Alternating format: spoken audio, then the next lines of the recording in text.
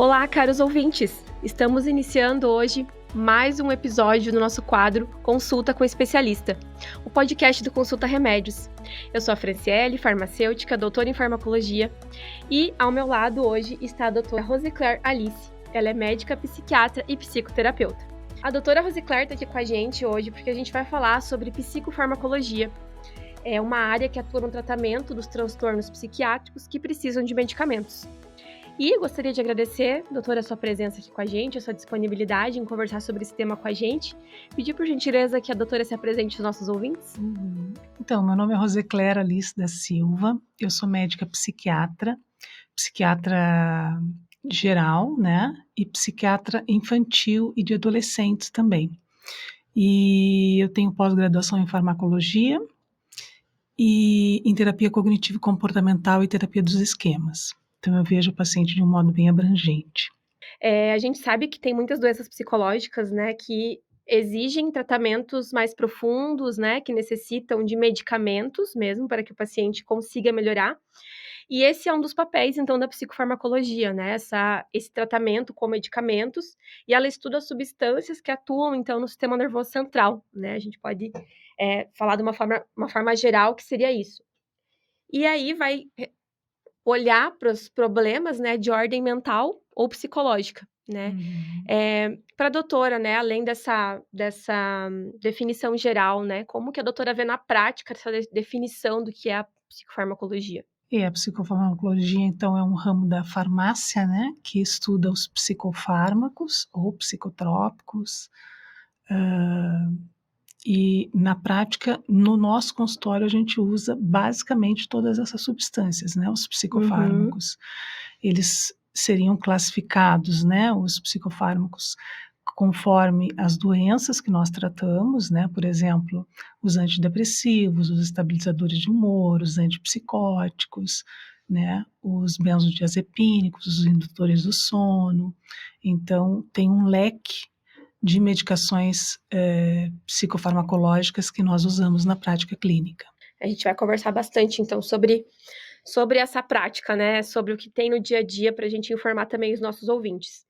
E como eu comentei, né, a gente sabe que esse tipo de doença, muitas vezes o tratamento é feito em 2 vias, né, a parte, Sim. Medicamentosa e a parte, digamos, no acompanhamento psicológico, né. Isto.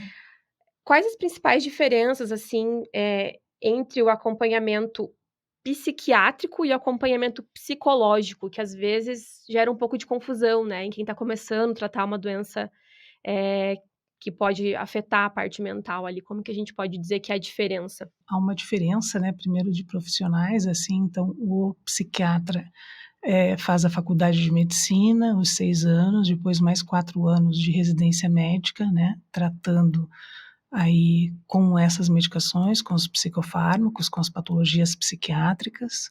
Uhum. Ele faz o diagnóstico, então, e o tratamento medicamentoso, né? Alguns psiquiatras também têm formação psicoterápica, o que aqui no Sul é mais difícil. Eles lidam mais com as medicações mesmos. E o psicólogo faz uma faculdade de psicologia, né, onde ele vai ver todas as bases teóricas de todas as psicoterapias durante os seus 5 anos. Ele geralmente faz uma pós-graduação depois na terapia que mais interessa a ele, né? Por exemplo, terapia cognitivo-comportamental, que é a que tem mais evidência científica atualmente, né? E ele não pode medicar esse paciente. Quem medica é só o psiquiatra. Ele vai fazer o acompanhamento, que é muito importante, da psicoterapia, né? Que são aquelas outras coisas onde a medicação não atinge, que é a visão do paciente sobre si, sobre o mundo, sobre o futuro, os seus conflitos psicológicos, familiares, emocionais, né? Então, os dois juntos se complementam, a psiquiatria com a psicologia. Qual seria a responsabilidade do profissional psiquiatra, no caso, né, no tratamento com medicamentos? A gente sabe, né, que são medicamentos que, a pessoa não pode comprar, né, por conta, né, são medicamentos com diversas particularidades, né. Como que se dá o cuidado e a responsabilidade do profissional médico na hora de fazer essas indicações, para que haja um equilíbrio, por exemplo, ou para que o Uhum. paciente não use uma medicação, de repente, de um nível acima do que ele necessita. Como que o Uhum. que a doutora vê essa parte, assim, da responsabilidade do médico, na parte da indicação de medicamento? Nós psiquiatras é que tratamos mais com os psicofármacos, né, embora a gente tenha médico de família que trate de doenças mais leves com psicofármacos também, outros médicos, a responsabilidade é muito grande, mas não é uma responsabilidade unilateral, Uhum, né, sim. tem a responsabilidade do paciente também, em seguir as orientações de como é que ele deve fazer o tratamento e o uso dessas medicações. Então, eu vejo uma responsabilidade grande no sentido de que nós primeiros temos que fazer um diagnóstico bem apurado, Uhum, né. O diagnóstico bem apurado é que vai nos dar a certeza de quais medicações vamos utilizar e qual é o quadro que esse paciente se encontra, né. Ele já se encontra num quadro leve, moderado, severo, né, se ele se encontra num quadro leve, dá para fazer só psicoterapia por um tempo, aguardar a medicação, não dá, né. Hã, e também, assim, a procura dentro desse diagnóstico, na investigação diagnóstica, fazer exames, né. uhum, Então, exames, de rotina, exames hormonais, exames, às vezes, de tomografia, né.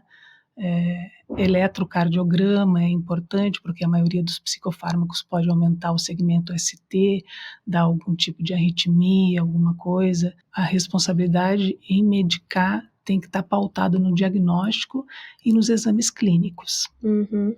E, doutora, assim, na tua prática, né, clínica, eh, daria pra gente pra doutora nos trazer, assim, quais são as principais doenças psicológicas, que mais afetam as pessoas, que a doutora vê no dia a dia? O que mais afetam as pessoas, né, no nosso dia a dia e agora pós-pandemia cresceu bastante, o transtorno de ansiedade, Uhum, né, as depressões. Então, depressão é uma das causas de morte mais evidentes que tem, né. Temos o crescimento cada vez mais do diagnóstico de TDAH, que é eminentemente clínico, então ele tem que ser tratado com medicação mesmo. Todos os transtornos psicóticos da linha da esquizofrenia, a esquizofrenia paranoide, hebefrênica, catatônica, transtornos esquizoafetivos, eh, transtorno esquizofreniforme, né, a insônia, o distúrbio do sono, né, uhum, e, os distúrbios alimentares também, embora esses muitas vezes é mais psicoterapia do que a farmacologia em si, uhum. né. A base, às vezes, nós temos um transtorno alimentar que gera uma depressão, que gera uma ansiedade, né, e aí a gente medica esse sintoma em si, mas a psicoterapia e o acompanhamento nutrológico desse paciente é muito importante para a cura, né. A gente sabe, né, que grande parte dos transtornos, né, psiquiátricos, eles podem ter relação direta com iniciar, pelo menos, com quadros de ansiedade, né, eles podem, Uhum. tá num contexto de ansiedade, né. A gente sabe, por exemplo, que a pandemia foi um fator, né, que talvez até quem não tinha ansiedade era Sim. calmo, ficou ansioso, né. Mas assim, num contexto geral, o que que a gente pode associar às causas dos problemas, né, genética, ambiente, como que a doutora vê, assim, esse cenário de causas? Então, as causas são multifatoriais. Não se entende ainda o mecanismo exato das patologias psiquiátricas, né. Então, o psicofármaco, a medicação, ela entra como tratando sintomas, né, e geralmente são sintomas, que vão remeter, porém nós não vamos obter uma cura Uhum, total desses, né, até por não saber direito o mecanismo disso. Mas as causas são multifatoriais, então são ambientais, tem muita possibilidade da genética, então, pacientes com transtornos ansiosos, depressivos, transtorno de humor bipolar, né, eles têm o próprio, TDAH, né, tem uma porcentagem muito alta de genética uhum, aí. O ambiente, né, um ambiente que propicia o indivíduo a desenvolver uma doença psicológica ou psiquiátrica, né, que é um ambiente geralmente invalidante, um ambiente de maus tratos, traumas na infância, um ambiente sufocante em si, que demanda muita pressão do paciente, muita responsabilidades, né? A gente tem as causas socioeconômicas, muitas vezes, né? Esse paciente não tem uma busca ou não tem um acesso para as medicações psicotrópicas, né? Para as medicações psiquiátricas de nova geração, né? Então, as causas são múltiplas, assim, né? Sono inadequado, uso de bebida, né, de forma inadequada também. Isso tudo vai gerando, né, o nascimento de um transtorno psiquiátrico aí. E quais os fatores que a doutora acredita que podem interferir no efeito, do medicamento e do tratamento? Então, no efeito do tratamento e do medicamento, né? No efeito do tratamento, vamos ver, um dos fatores é um diagnóstico errado. Um diagnóstico, por exemplo, a bipolaridade, se leva cerca de 10 anos até se descobrir. A maioria dos pacientes são tratados como depressivo ao longo desse período intenso, né? Até fazerem um episódio maníaco, terem características de doença bipolar, por exemplo, né? Então, um diagnóstico certo é muito importante, né? No tratamento, também, assim, da parte do psiquiatra, né? Aquilo que eu já disse, assim, pedir os exames clínicos e saber de doenças clínicas associadas, por exemplo, eu posso diminuir a eficácia de uma medicação se o paciente tem determinada doença clínica, ou eu posso piorar esta doença clínica, né? Vamos dar um exemplo. Venlafaxina para pacientes hipertensos, então eu posso aumentar níveis pressóricos, né, desse paciente. Indutores de sono, que são tão conhecidos hoje em dia, com pacientes HIV positivo, por exemplo, né?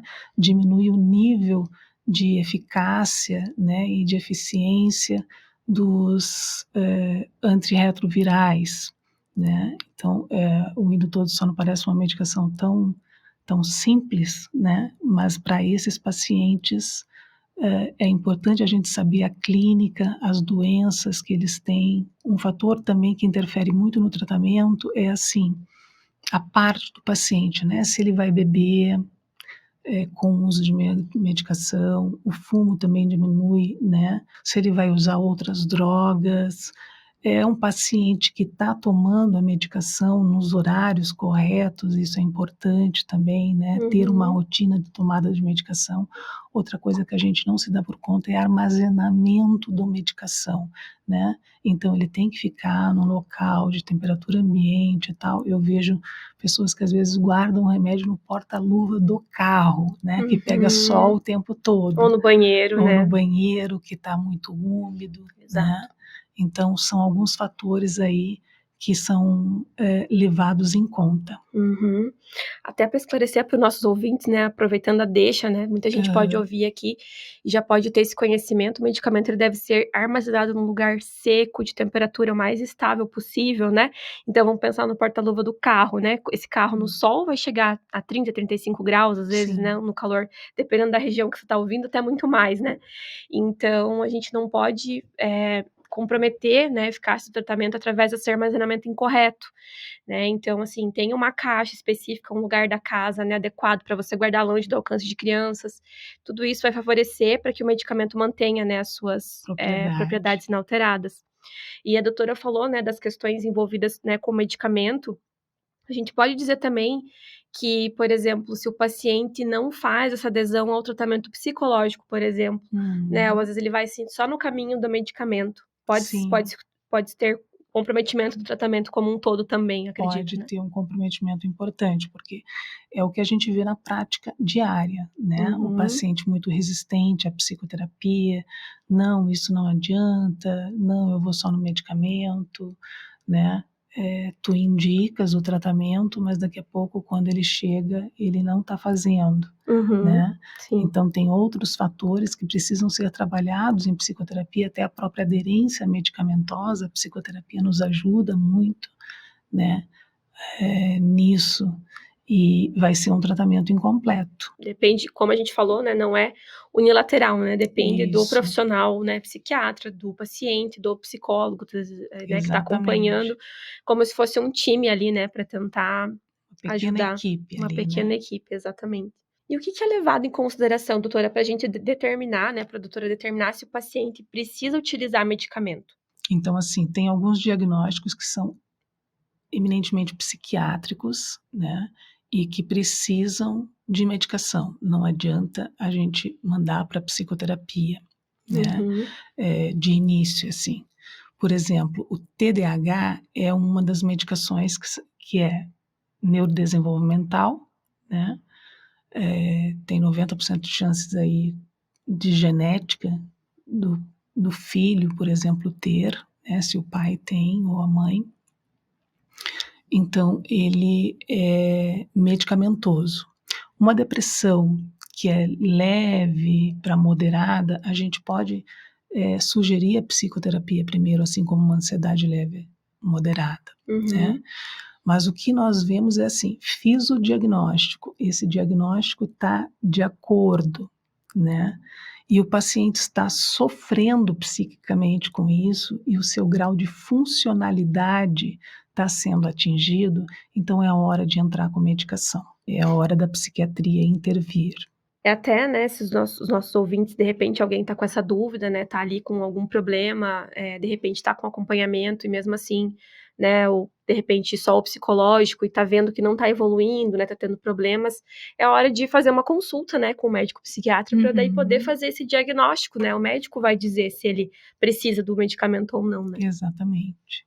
A doutora podia explicar pra gente, assim, de modo geral, quais são os medicamentos, assim, que mais são utilizados nos tratamentos? O que é mais comum de se utilizar e um pouquinho da eficácia, assim, o que a doutora percebe na prática das melhorias, dos benefícios, por exemplo? Tá. Então, o que nós utilizamos hoje em larga escala, né, são os antidepressivos. E esses antidepressivos, a maioria deles são ansiolíticos também. Então, eles pegam tanto ansiedade quanto depressão, né? Foi uma evolução muito grande quando vieram os antidepressivos serotoninérgicos, que são aqueles que recaptam serotonina a nível cerebral, né?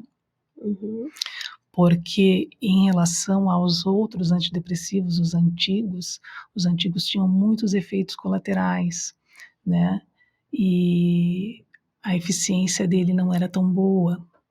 Então, a partir do ponto medicações antidepressivas serotoninérgicas, nós temos várias classes, né, de medicação e utilizadas tanto para uma quanto outra patologia, né? Transtorno de pânico, transtorno de ansiedade generalizada, depressões leves, moderadas ou severas, né? Às vezes nós temos que fazer combinações entre os antidepressivos com classes diferentes de antidepressivos, né? Tem os antidepressivos que são recaptação de serotonina mais noradrenalina, tem aqueles que é serotonina mais dopamina, né? Essas coisas que eu estou falando são como se fossem, são os neurotransmissores cerebrais, né? É como se fossem os hormônios lá no cérebro, né? Mas a gente não dá um nome de hormônio, que são substâncias que é para o bem-estar da gente, que é para deixar as coisas mais leves, mais funcionantes, né?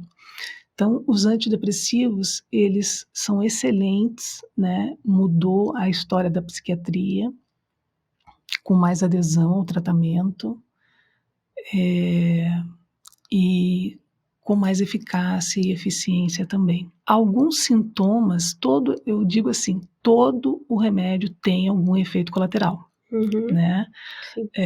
Tem um tabu de que os psicofármacos, né, que os psicotrópicos teriam mais efeitos colaterais ou mais risco de dependência, né, que são mais fortes, e não é assim, né?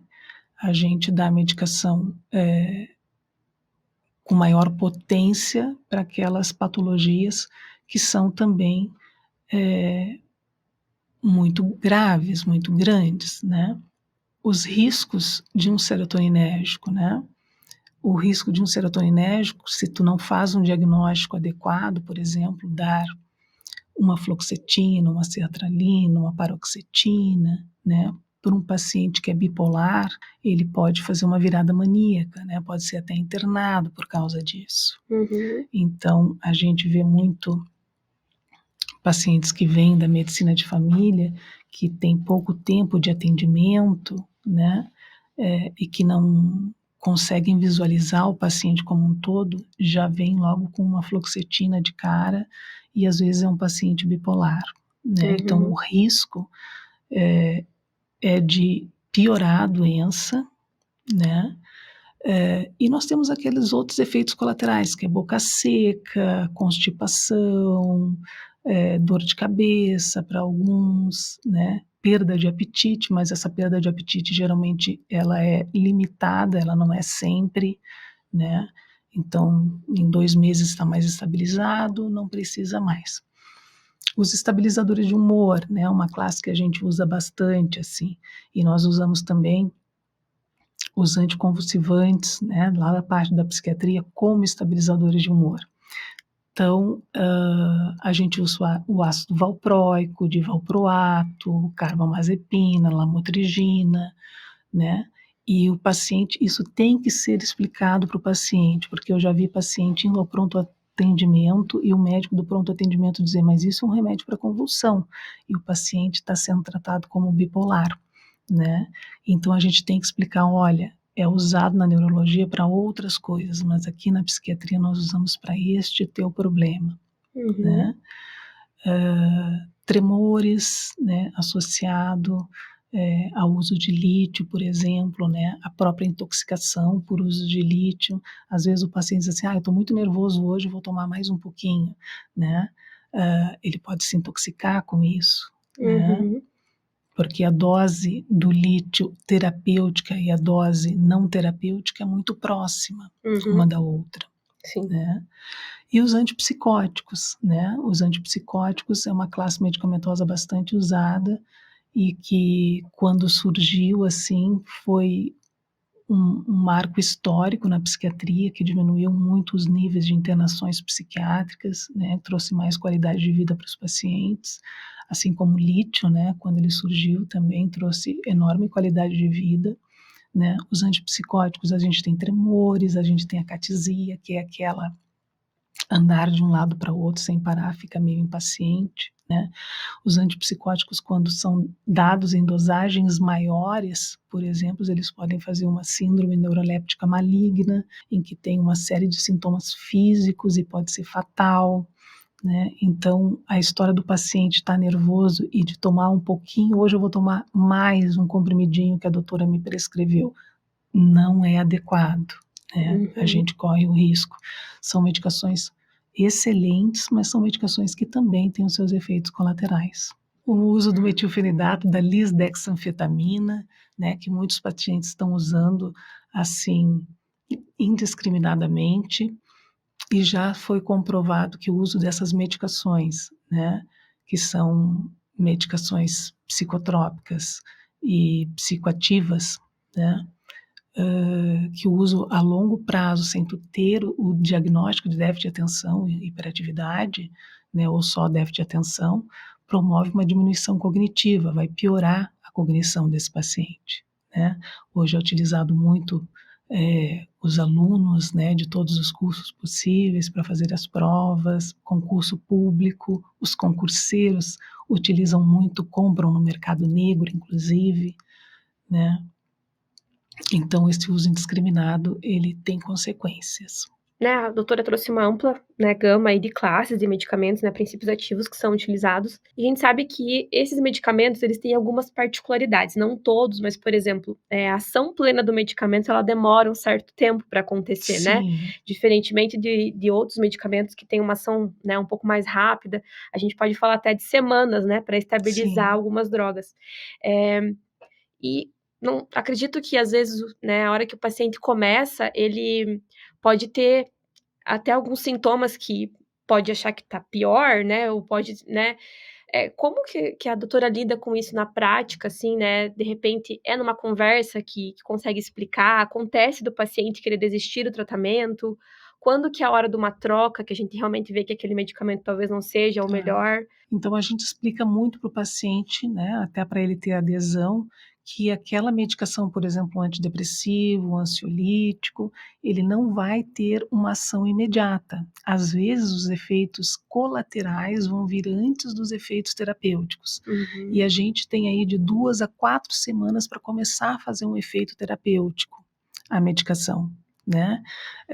Quando a gente está em troca de medicação, também existem algumas medicações que causam abstinência, como a venlafaxina, por exemplo, né, e se tu vai trocar para uma outra substância, hã, o paciente vai sentir os efeitos colaterais do estar desmamando da desvenlafaxina e não da medicação nova.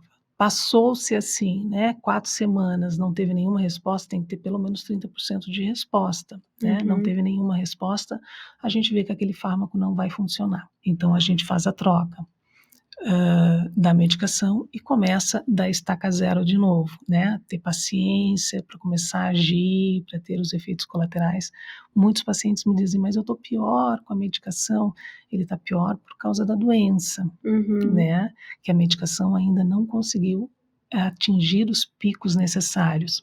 Uma coisa importante que nos antidepressivos a gente não tem dosagem sérica, né? Os antipsicóticos também, nós não temos dosagem sérica, mas assim, nos estabilizadores de humor, a gente consegue ter dosagem sérica. O que é uma dosagem sérica? É assim, saber que quantidade de medicação está no seu sangue. E a gente manda fazer um examezinho de sangue, e ali vai dar se está funcionando, se não está funcionando, qual é a dosagem, né, mais próxima da terapêutica possível, ou se está numa dosagem mais próxima de uma dosagem tóxica. Basicamente são isso dessas medicações, né? Quando o paciente já utilizou cerca de 3 antidepressivos, 2 ou 3 antidepressivos com classes diferentes, a gente já chama de uma depressão resistente ao tratamento, uhum, né? Daí se começa outros esquemas terapêuticos com mais medicações associadas, enfim. uhum. Na psiquiatria é muito difícil o paciente sair com só uma medicação, porque ele tem vários sintomas e a gente vai tratando o que ele tem, né? E dá pra doutora trazer algum exemplo, assim, de efeito colateral que às vezes o paciente pode sentir no começo do tratamento, né, mas que é necessário ele esperar, mas, assim, algo que a doutora vê na prática, assim, que os pacientes sentem como efeito colateral? Então, assim, vou te dar um exemplo da desvenlafaxina. A desvenlafaxina tem muitos pacientes que não toleram a náusea, né, o enjoo, tem alguns que chegam a vomitar, especialmente os mais velhos, né? E se for uma náusea leve, tá tudo ok, a gente trata lá com medicação para náusea, né? Mas tem pacientes que realmente não toleram, que dizem, não, isso eu não uso, tá me dando tontura, tá me dando náusea, né? E aí a gente já troca a medicação antes dos 15 dias mesmo, né? Uhum. Dependendo da potência do efeito colateral. É bom o paciente, né, estar ali em comunicação com o médico, né, para que Isso, ele vá relatando, né, e não desista do tratamento e saiba que tem coisas que vão precisar ser ajustadas, né, ou talvez suportadas dentro do, né, do aceitável por um tempinho, e se mesmo não dá certo, existem outras opções, né. sim. Existe muito do paciente ir ao psiquiatra, tomar a medicação, daí fez um certo efeito, e aí não voltar mais, né? Ir Uhum, renovando receitas com outros médicos. Mas o acompanhamento psiquiátrico é muito importante porque a gente pode otimizar, né? E se ele melhorou 50%, ele pode melhorar mais do que isso. Ou se ele está com a medicação que ele achou que piorou, eu não vou tomar mais nenhum psicofarmacológico porque só traz efeitos negativos, né? Então, a vinculação com o médico é muito importante e a disponibilidade desse médico também, uhum, né? De manter um canal aberto onde o paciente possa tá te mandando mensagem ou te ligando, né, dizendo, olha, eu tô assim, isso é normal, isso não é, da gente orientar, porque muitas vezes nós orientamos na consulta, mas é tanta coisa na consulta que o paciente esquece, né? Sim. Por isso que o canal aberto é importante, né? É Pra muito importante. seguir com o tratamento. Talvez um dos receios, né, ou coisas que os pacientes podem ouvir em relação aos psicotrópicos, por exemplo, é relação de dependência. Vamos aqui citar de repente, os indutores de sono, né? Algo Isso. que a pessoa inicia tomando e depois ela tem aquela dificuldade, né, de entrar, por exemplo, em sono profundo sem a ajuda de uma medicação, né? Como é que a gente pode trazer aqui de cuidados, tanto em relação ao paciente, né, quanto ao médico, para evitar casos de dependência, quando que eles acontecem? Então os indutores do sono, eles são o maior exemplo que nós temos, né, de dependência. E alguns ansiolíticos também, né, que são benzodiazepínicos, que são aqueles que os pacientes conhecem como tarja preta, né, da receitinha azul. Ele tem que ser utilizado de modo parcimonioso. Então, assim, se eu utilizo uma baixa dosagem, né, por exemplo, o clonazepam, né, se eu utilizo ele só para as crises de pânico, ele é utilizado como SOS, né? Eu não estou utilizando ele fixamente em horários, ou se eu usar fixamente em alguns horários, é sempre a menor dosagem possível, né? E sempre o menor tempo possível também do uso da medicação. Combina com esse paciente, olha, 3, 4 semanas tu vai usar isso, depois a gente, né? Porque é mais emergente, então essas medicações têm um efeito muito mais rápido, é diferente do antidepressivo, do ansiolítico, do estabilizador de humor, onde eu vou precisar de 3 a 4 semanas. Não, eles são imediatos, né? E às vezes nós precisamos abrir mão desse arsenal terapêutico para tratar o paciente que está em risco, que está em sofrimento maior, enfim.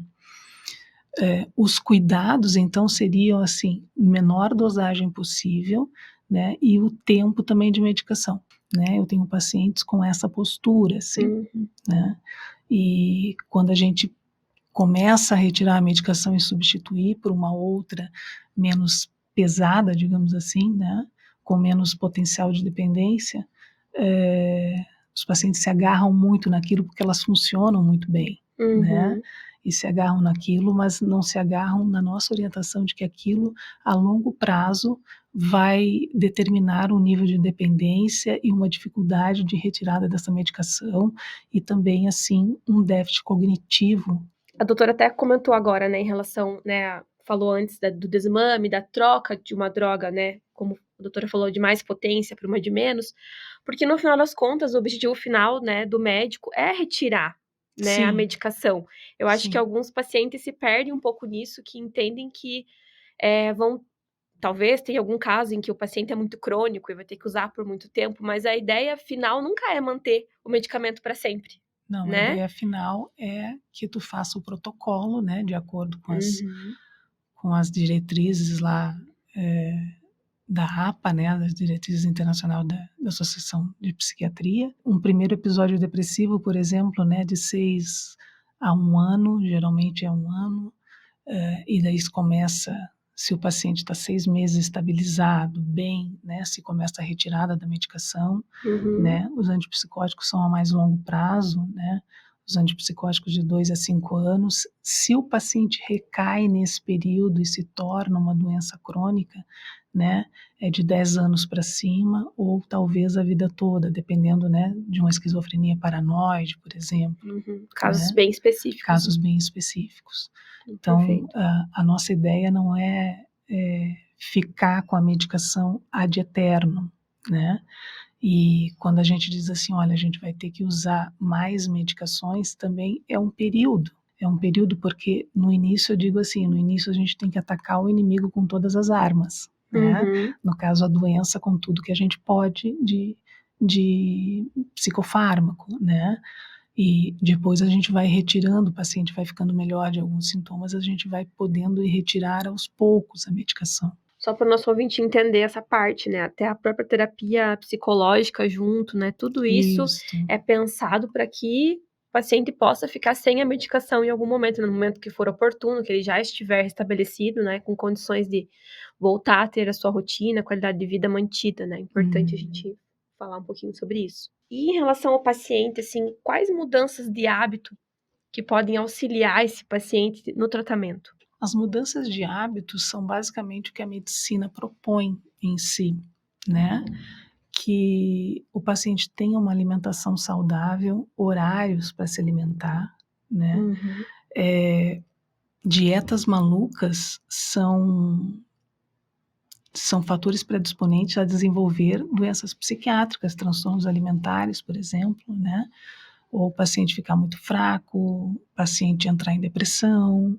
Então, uma alimentação saudável, regrada, com o número de calorias que o paciente precisa, enfim, né? A outra coisa é o uso de álcool e drogas, né? Para nós está proscrito, né? Não dá para usar, né? Porque isso vai interferir muito no tratamento e vai causar até efeitos mais prejudiciais para ele. Atividade física, já tem estudos que dizem que quanto mais atividade física, mais catecolaminas é produzido, né? Então, tu precisa de menos medicação. Então, porque o corpo produz as suas próprias substâncias de bem-estar no exercício físico. Se observou, então, que esses pacientes que faziam atividade física regular, eles precisavam de quantidades menores de medicação psiquiátrica. Muito interessante, né? Muito interessante. Hábitos de vida são essenciais também para a manutenção. E a rotina do sono, porque o sono é um fator muito desestabilizante, né? Se eu tenho insônia, eu posso desenvolver uma depressão. Se eu tenho depressão, eu posso ter insônia. Então, é um círculo vicioso, né? Ou eu posso desenvolver uma grande irritabilidade, né? Uma oscilação de humor.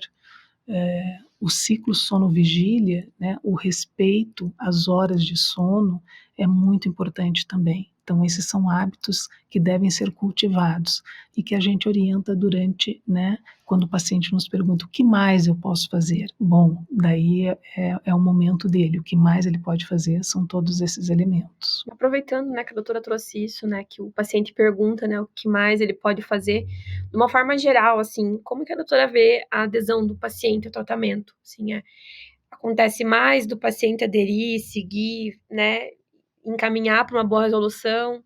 Se a gente fosse colocar em porcentagem, assim, é a maioria das pessoas ou as pessoas costumam ser mais resistentes? Atualmente, a maioria das pessoas, elas às vezes vêm com o diagnóstico do Dr. Google, né, pra gente, e já vem assim, olha, eu preciso de medicação, eu não quero fazer terapia. Claro que a gente orienta a psicoterapia, explica por quê, né? Tem gente que quer uma coisa milagrosa, né, de imediato. Mas vai demorar ainda para fazer efeito? Vai demorar, tu vai sentir essa angústia ainda durante um tempo, mas ela vai melhorar, né? Então a adesão do paciente atualmente tem sido melhor, e ela é melhor quanto mais vínculo se tem com o médico psiquiatra, né? E quando o médico também deixa canais abertos possíveis para ele tirar as dúvidas. Porque um médico psiquiatra inacessível, né, que tu, volta daqui a 3 meses, essa é uma aderência que vai ser uma aderência pior, né? Possivelmente o paciente vai desistir no meio do caminho. Perfeito. Então, de forma geral, as pessoas estão mais... Elas estão mais conscientes. Eu acho que toda essa campanha de saúde mental, né, que nós estamos vivendo atualmente, ainda existe muito preconceito, mas elas estão mais conscientes em relação a isso. A história, né, no contexto geral das pessoas que têm problemas, né, de ordem mental e psicológica, e como os medicamentos vêm, né, no auxílio, né? Como que essas novas classes de medicamento, esse potencial que a gente tem, né, de arsenal de medicamentos, revolucionaram essa questão dos problemas relacionados a esse tipo de doença? A psiquiatria é uma área que está sempre em crescimento, né? A psicofarmacologia em si. Então, todo ano a gente tem novas moléculas, novas medicações. Hoje a gente tem os multimodais, que são medicações que atuam em diversos sítios, né? Em diversas partes lá no cérebro, enfim. com mecanismos diferentes dos já conhecidos anteriormente. E o que nós temos na história da psiquiatria, né? A gente tinha que o paciente psiquiátrico ele era basicamente internado, né, em casas ou casas de custódias, aqueles que tinham cometido algum tipo de infração, ou os famosos nasocômios, né, os hospícios, e ficavam ali eternamente. A partir do momento em que e tomavam, às vezes, só benzodiazepínico, né, para ver se acalmava um pouco. A partir do momento em que veio, assim, a revolução dos antipsicóticos, lá pela década de 50, né, que foi a clopramazina foi descoberta, melhorou muito a qualidade de vida desses pacientes, né? Foi tratado a psicose em si. Quando o lítio também foi introduzido, foi uma revolução na psiquiatria, né? Que aqueles pacientes que eram ditos maníaco-depressivos, que é o transtorno bipolar hoje em dia, né? Trouxe uma qualidade de vida muito grande para esses pacientes. E o que a gente vê hoje é assim, é muito mais efeito terapêutico do que efeitos colaterais da medicação. Eu sempre falo dos efeitos colaterais para os meus pacientes, porém, eu não deixo de falar o que aquela medicação vai fazer por ele, né? Vai trazer mais qualidade de vida, vai fazer com que os sintomas possam desaparecer, né? Ou amenizar os sintomas, né? Que ele vai conseguir voltar do jeito que ele estava funcionando anteriormente, né? Porque uma doença psiquiátrica é uma coisa muito pesada, né? Atrapalha todo o funcionamento do paciente, né? Porque mexe com a mente, né? E a mente é que nos comanda. Então, o nascimento dos psicofármacos trouxe muito menores níveis de internações psiquiátricas, por exemplo, né? Abriu os ambulatórios de psiquiatria para tratar esses pacientes ambulatorialmente, né? Ou seja, na comunidade, e traz a maior conquista, que é a melhora do paciente. Tanto para o paciente quanto para a família, né? Porque a família também muitas vezes é afetada, né? Por Sim, uma com pessoa que está certeza. ali, né, padecendo de algum transtorno psicológico, enfim, mental. A família acaba adoecendo também, né? Acaba tendo uma pressão muito grande, porque é muito difícil, né, conviver com alguém que tem um transtorno psiquiátrico e a gente vê alguém sofrendo dia a dia e não poder ajudar. Exatamente. Né? Bom, gente, a doutora acabou de nos trazer aqui na importância, né, desses medicamentos, e também a gente ressalta, né, do acompanhamento com um profissional médico, né, da importância do cuidado, de não passar medicamentos, né, não, mas eu tomei isso daqui, foi muito bom para mim, e daí passa para o vizinho, passa para a família. Esses medicamentos não são, na verdade, nenhum medicamento é adequado que se faça isso, mas esse em especial, né, essas classes que nós estamos conversando aqui, elas são extremamente perigosas, né? Como a doutora falou, às vezes acontecem erros até na própria prática médica, né? Se citar profissionais que estão no início. Então, imagine as pessoas que são leigas fazerem essas mudanças, indicar para o vizinho, passar para não sei quem, passar.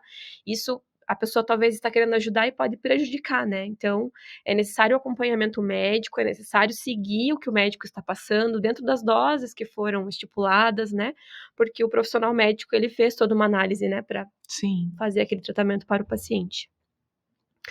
E eu acho que estamos finalizando aqui para a gente poder fazer um resuminho aqui do que a gente conversou, né? A gente falou bastante com a doutora Rosicler sobre a psicofarmacologia.